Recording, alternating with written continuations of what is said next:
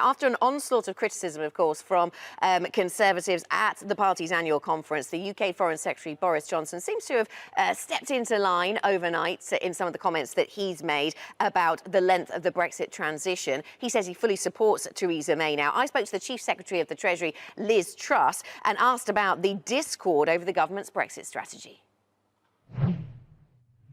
We're all agreed that it's around 2 years. It needs to be enough time for companies to be able to prepare, for the government to be able to prepare. But we need to give an end date.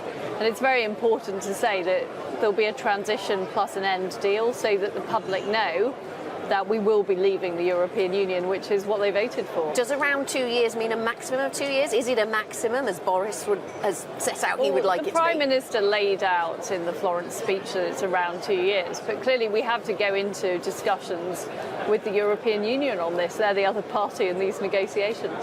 The BCC, the British Chambers of Commerce, has said that the infighting around these issues and that the distraction that is falling out around Cabinet is something that is weighing on confidence. There's a business representative saying that this infighting is having an impact on businesses. Is that something you're hearing and looking to address? Well, what we are looking to address is making sure we get a deal as soon as we can. I've heard the message from business about uncertainty.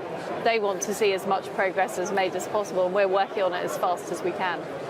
We had an interesting message from Philip Hammond today. He was talking a lot about the Labour Party, in fact, and what they promised in Brighton a week or so ago. It seems that this is something that the whole Cabinet can get behind, is it? Taking on the Labour Party and reselling to the British people the message about free market economics. That's one of the big messages we're going to be asked to take away from this conference, I guess. Absolutely. And, we've had 40 years of progress as a result of the reforms that have been done, the privatisations, the increased competition in our markets, which have brought huge benefits to the British public. We've now got the lowest unemployment rate since 1975. And I think our message is, don't take that for granted. That has come about through the policies that the government pursued.